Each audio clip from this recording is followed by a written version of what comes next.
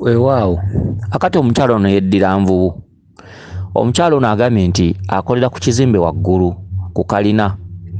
Omukyalo ono agamba nti omutima awulira nga gumuluma, oluusi nassa bubi, oluusi omutwe n'awulira nga gumuluma, oluusi n'awulira ng'aziira, yenna kyokka ate akolera waggulu. Ogambye mukazi gwe nti osaba buyambi. Kakati tusinziira ku linnya lyennyini eryakutuumibwa ndi wa Beene, sinzira ku linnya ndi wa Beene. Beene yaani? Beene ye kabaka.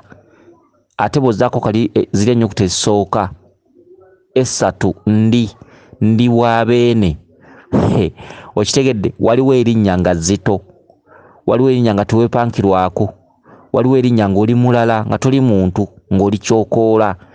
Okitegedde, oli kyeneena, ndi wa Beene.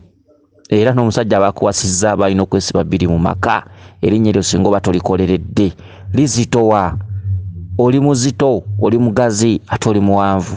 Ndi wa Beene.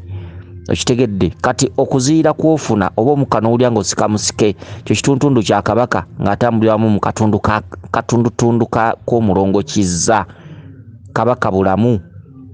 Omutima okukwewuuba, kabaka bakkidde mu kituntundu ky'omusajja omukulu Kiwanuka, kubanga omutima gye gukoma okwewuubira ebbanga eddene ekivaamu nga gulwala puresha.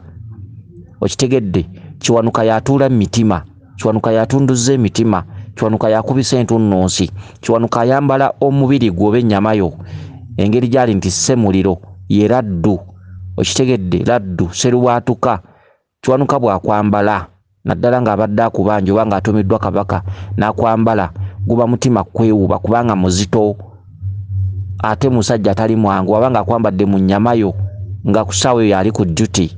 Okitegedde, omutima gukwewuuba, entunnunsi n'olya ng'otuuyana, ekiro teweebaka, akakoona ku nnyumba waggulu. Kati ekintu ekyo Kiwanuka bw'akwambalira ebbanga ekivaamu nga otandika okulwala puresha, ng'omutima gulwala. Kiwanuka yavaako endwadde za puresha.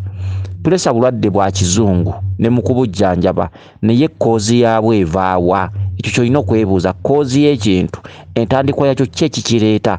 Ki ekikireeta kibeerewo? Kiwanuka yavaako puresha mu bantu. Okitegedde, kati ebintu eby'omutwe kuluma biki byonna kabaka Kiwanuka kizza n'omuzimu gunnannyini bintu ebyo. Naye nsaba abakulu abakutuddeko bakakkanye obusungu, kubanga ekibabeeza ku misomo gino gyonna oba ku mitimbagano oba ne muwuliza abasomesa ab'enjawulo, munoonya kumanya, munoonya kutaasibwa. Tojja kutambuza nsonga zino nga tozitegedde, tojja kutambuza lubaale nga tomutegedde, era ne n'otambula ku ono omusawo n'otambula ku oli era nga totegedde, era tojja kuganyulwamu kuba omuntu atambulira mu bubuze era taganyulwamu. N'olwekyo kati bino bye muwuliriza ku intaneti ku basomesa ab'enjawulo ku mukutu ogutali gumu, munoonya kumanya, munoonya kutegeera, munoonya butya lubaale engeri gy'alumamu. Okitegedde, tusuubira okuba nti bajjajjammwe bandibadde bakkakkanya obusungu, era mu ddoboozi lyange lino lye njogera, jjajjaawo ng'awulira eddoboozi lino yandibadde akkakkanya obusungu nga simulagira nga musaba busabi. N'osobola oba oluusi okumalako bw'oba olina kontrakiti n'ogimaliriza, bw'oba olina omulimu gw'okola n'ogukola bulungi mu mirembe, kubanga jjajjaawo yakkiriza ogende okole ssente ofune obusobozi.